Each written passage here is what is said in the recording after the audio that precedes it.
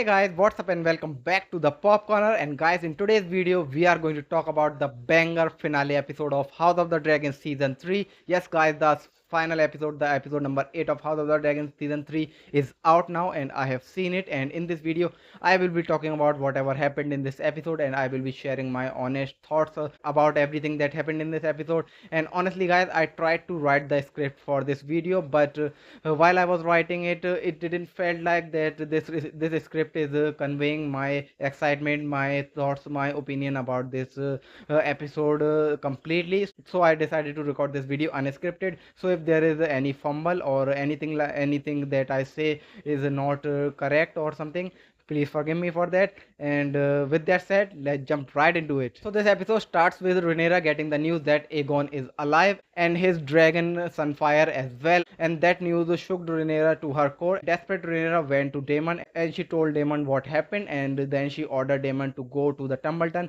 and kill every Hightower that he can find and end this once for and all. And after talking to Daemon, she ordered Mysaria to go to Vale, I think, if I'm remembering that correct. She just dismissed Mysaria, and that was really satisfying because I wasn't understanding what is the end goal of Mysaria here. And after that, Rhaenyra went to the High Septon and forced him to anoint her as the true ruler of the Seven Kingdom. But the High Septon again refused, and after getting the news of Aegon and Sunfire coming back from the death, the High Septon and the small folk are now more convinced that Aegon is the true ruler of the Seven Kingdom.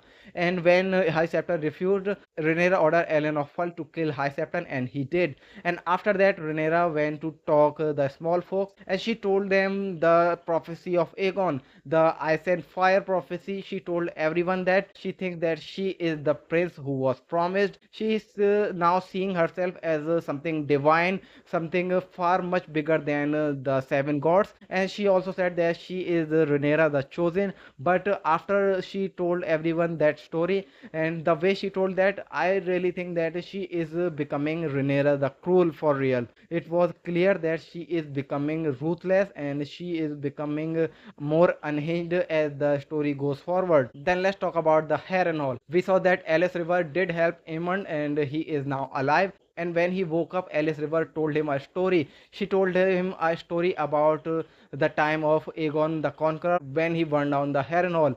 And she told him that she was there when Aegon the Conqueror burned down the Harrenhal, and Alice River's child, who was also her hull, who survived, but he was burned down. And in order to save him, Alice Rivers learned the ancient ways, she learned the magic and all, but she couldn't save her child. But she got the immortality from learning all of that black magic, and she is hundreds of years old. And after hearing that sad story about Alice Rivers, Aemond was like, you have suffered loneliness for a long time and now I will marry you. And that was kind of funny, but I really felt bad for Alice Rivers because she is asking for Harrenhal. She is asking to be the lady of Harrenhal, which is actually belongs to her. In the books, there is no mention about that Alice Rivers was there when Aegon the Conqueror burned down the Harrenhal. So that was the difference that they did in this episode.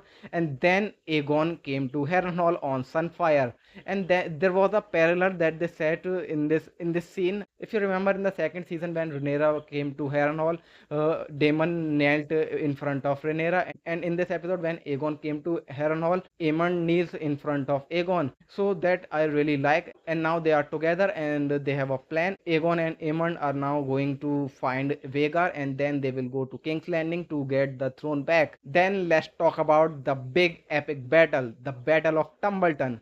Literally, this is the battle that every fan of House of the Dragon have been waiting for the 3 seasons. I think this is the very first battle, very first full-fledged epic battle that we saw in the House of the Dragon show, and it was epic. And every single moment of this battle was breathtaking. It was thrilling, and I was at the edge of my seat. Who's going to die? Who's going to survive? And the way the Greybeards entered the Tumbleton, it was epic. It was giving me goosebumps. The noise they were making with their swords and with their shields, and the way they were shouting, I was like, how it would be like if you hear this from the inside of a city that is going to be attacked by these people. And then the perspective shifts and they shows the perspective of the people from the Tumbleton. It was really great, the way the wind is carrying the whole noise and the voice and the shouting. it was giving me goosebumps.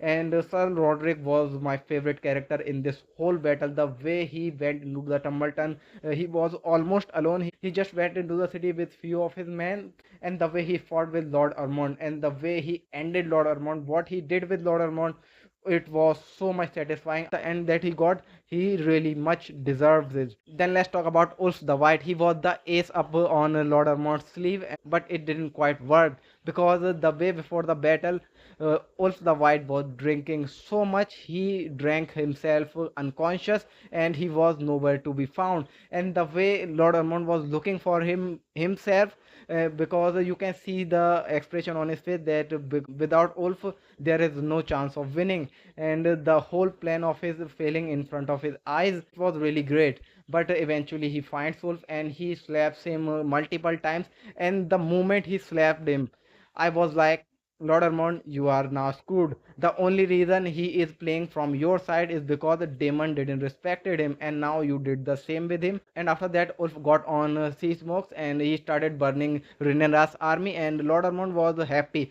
seeing that his plan is now working. But then the twist comes. Ulf came back to the Tumbleton and he burned the whole Tumbleton down along the side, Lord Ormond in it. And it was it was so much funny that his plan backfired, and Ulf is not playing from any team. He is just a dragon rider, he is just a drunk, and he just want someone to respect him, and because of that he burned everything down and then he just flew away. In the books this event was called the two betrayers, and the two betrayers was Ulf and Hugh Hammer. But in the show they changed it, and the only betrayer here is Ulf, and they changed the story of Hugh Hammer. In the books, Hugh Hammer and Ulf change their side. They fight from the side of Greens because of their greed of gold, land, and the lordship and the castles. And but they changed the whole arc of Hugh Hammer. They gave him a sympathetic arc, but I'm pretty sure that the ending of Hugh Hammer is going to be the same as the books. Then let's talk about the most tragic death in this episode.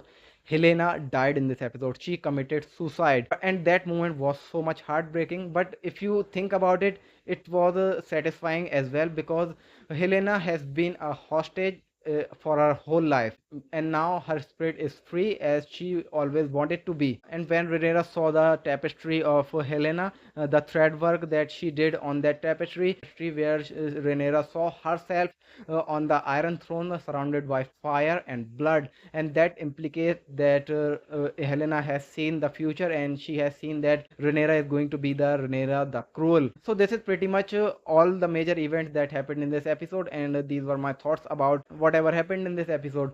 Aegon and Aemond are now gone. They are going to find Vhagar, and we don't know if Daeron has survived the Battle of Tumbleton or not. Helena is died. Alicent is coming back to the King's Landing while the horrifying news is waiting for her. So this was the ending of the third season of House of the Dragon, and as we all know that they have already announced that the fourth season is going to be the final season of House of the Dragon.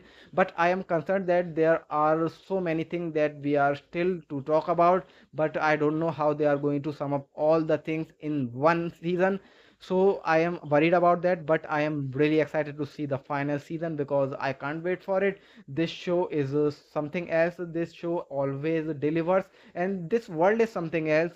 Every character you can think about, they have epic story, and that is why I love this world, and I can't wait for the next season. So what about you guys? Have you seen the final episode? If you have, really share your experience about it with me in the comment box below, or if you have some theories, or even better, if you can write a small review about it in the comment box below, because I would love to know what you guys think about it. So guys, that's all in this video. I'll see you in the next one. Till then, take care.